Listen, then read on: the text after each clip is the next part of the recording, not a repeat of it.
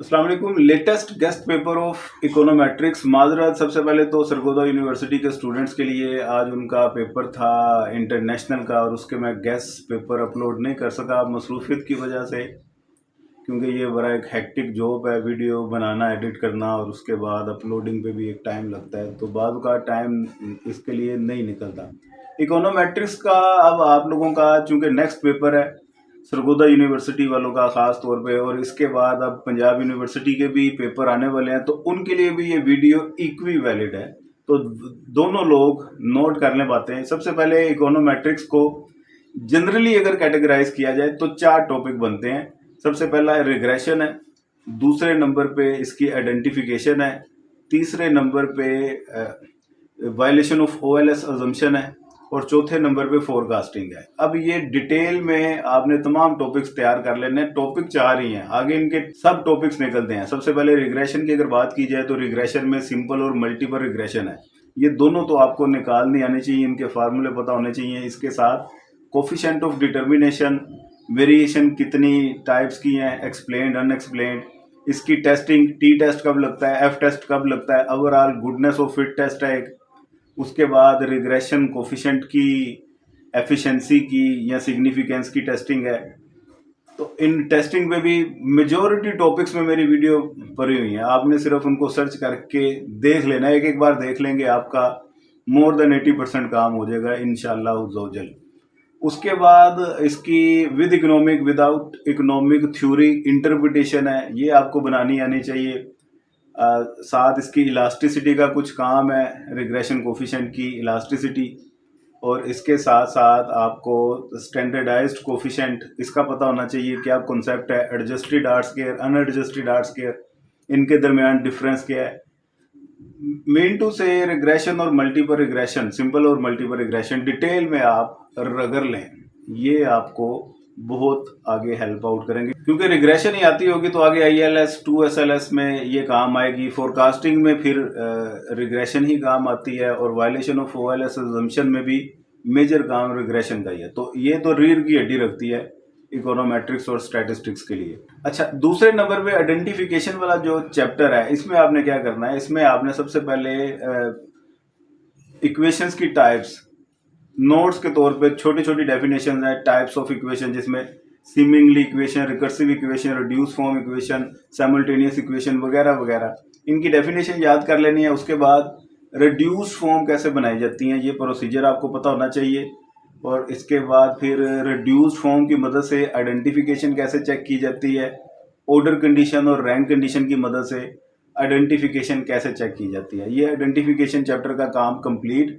साथ इसी में अगर आप एडिशन कर लें ILS 2SLS का प्रोसीजर क्या होता है, तो बहुत अच्छी बात है, आपके ये एडवांटेज में जाएगी बात। इसके बाद चैप्टर नंबर 3 की अगर बात की जाए, वो वायलेशन ऑफ OLS अजम्पशन। 3 तरह की वायलेशन है, जिसमें हेट्रोस्किडास्टिसिटी, मल्टीकोलिनैरिटी और ऑटो कोरिलेशन।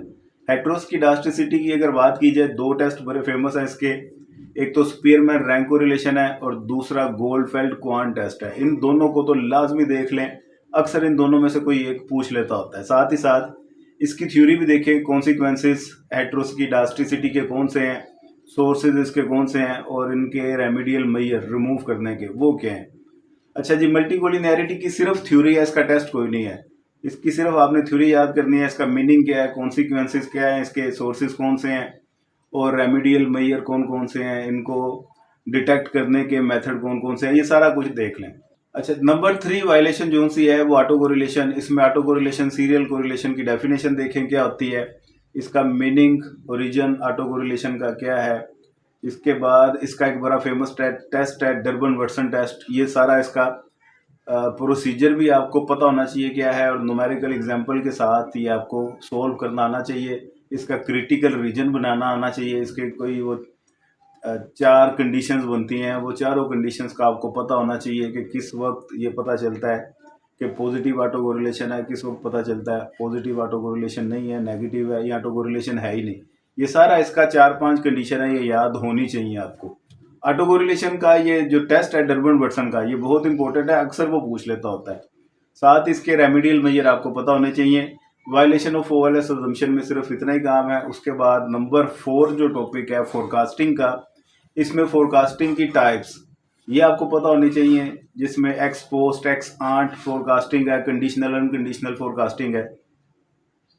उसके बाद इसके अनकंडीशनल फोरकास्टिंग के 4 केसेस बड़े इंपॉर्टेंट है, वो चारों केसेस आपको लाजमी आने चाहिए। इन 4 में से कोई से 2 पूछ लेता होता है वो, ठीक है। Mean and variance unconditional forecast error का फाइंड करें, और साथ वो 4 इसकी कंडीशन है, when alpha known, beta estimated, alpha estimated, beta known, alpha beta both known and alpha beta both estimated. ये सारा कुछ कर लें, और एंड पे फोरकास्टिंग के कुछ न्यूमेरिकल हैं, वो अगर आप कर लेते हैं तो पेपर आपका बहुत अच्छा होगा। इसमें कुछ थ्योरी की चीज़ें अगर आप ऐड कर लें तो मैं कहता हूँ कि सोने पे सुहागा हो जाएगा, जिसमें methodology to construct econometric model, ये चैप्टर नंबर 1 इंट्रोडक्शन के चैप्टर में आपको मिलेगा, ये देख लें।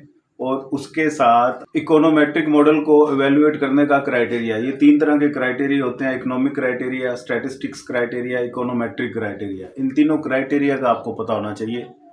हाँ, डमी वेरिएबल इसका न्यूमेरिकल और थ्योरी ये भी देख लें। 100% पेपर आपका अटेम्प्ट हो जाएगा।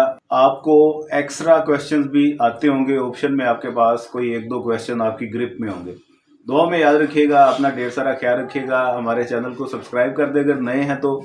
इसके साथ ही हमारा एक दूसरा चैनल इब्राहिम अकेडमी के नाम से है, वो भी तमाम स्टूडेंट्स के लिए प्योरली स्टूडेंट बेस्ड चैनल है वो, जिसमें हमारे रिकॉर्डेड लेक्चर्स तरतीब के साथ अपलोड किए जाते हैं। उसे भी आप लोग सब्सक्राइब कर दें तो वो आपके भी इंशाल्लाह ताला काम में आएगा। खुदा हाफिज़।